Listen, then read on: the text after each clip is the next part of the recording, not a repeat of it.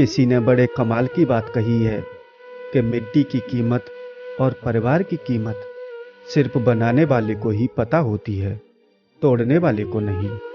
नमस्ते दोस्तों, स्वागत है आप सभी का फिर से एक नई वीडियो में। दोस्तों, वीडियो को पूरा देखने से पहले वीडियो को लाइक जरूर कर देना। रामायण की एक छोटी सी कथा है, एक छोटा सा प्रसंग है जो बहुत कम लोगों ने सुना है। जब प्रभु श्री राम, माता सीता, भ्राता लक्ष्मण वनवास में थे तो अयोध्या में दुख छाया हुआ था। और एक देर रात्रि को जब माता कौशल्या अपने महल के कक्ष में विश्राम कर रही थीं तो उन्हें आवाज सुनाई दी। उनके कक्ष के ऊपर महल की छत पर कोई टहल रहा है। एक दो बार उन्होंने ध्यान नहीं दिया। उन्हें लगा कि शायद ऐसे ही आवाज सुनाई दी, लेकिन ध्वनि जब लगातार आ रही थी तो माता कौशल्या देखने के लिए गई कि ऊपर कौन टहल रहा है। और वहां जाकर के जब देखा तो वे चौंक गईं।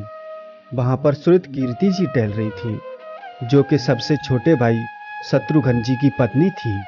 माता कौशल्या ने पूछा कि सब ठीक तो है, परेशान तो नहीं? उन्होंने कहा, नहीं, कोई चिंता नहीं। माता कौशल्या ने पूछा कि यहाँ क्यों टहल रही हो?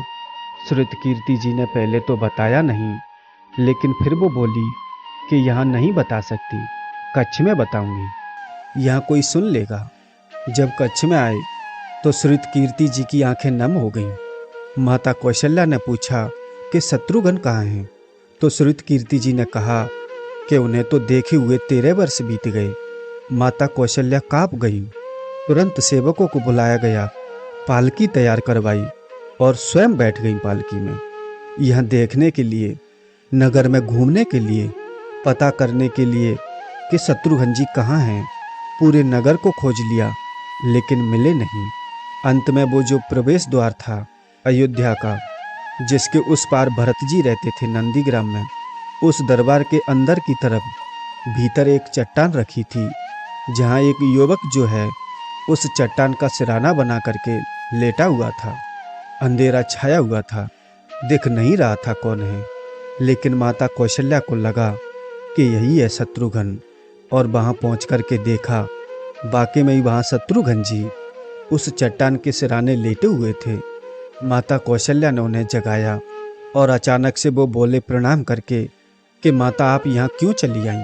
किसी को भेज दिया होता, मैं स्वयं आ जाता। सब ठीक तो है महल में? तो माता कौशल्या ने कहा, सब ठीक है, लेकिन तुम यहाँ क्या कर रहे हो? शत्रुघ्न जी चरणों में प्रणाम करके आंखें नम करके बोले कि मेरे पिताजी स्वर्ग सिधार गए, बड़े भैया वनवास में हैं, भाभी यानी कि मेरी माता वनवास में है, भ्राता लक्ष्मण वनवास में है, और यहाँ तक कि भ्राता भरत भी सब कुछ त्याग करके कुटिया बना करके नंदीग्राम में है।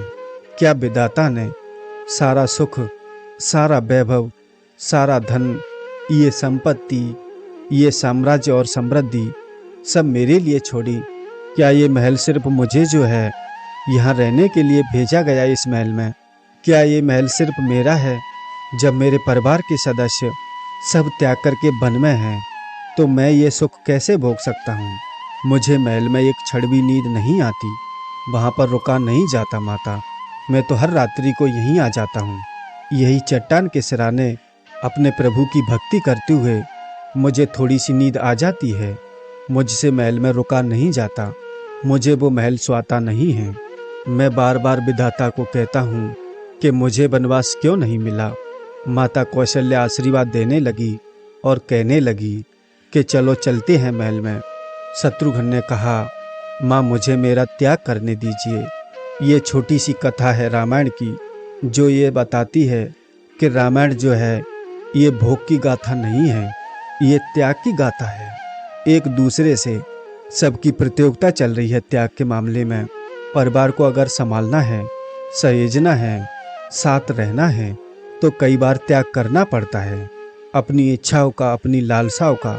तभी परिवार को आप आगे ले जा सकते हो। तो दोस्तों, कैसी लगी ये कहानी कमेंट में ज़रूर बताना। वीडियो को लाइक और चैनल को सब्सक्राइब ज़रूर करें। धन्यवाद।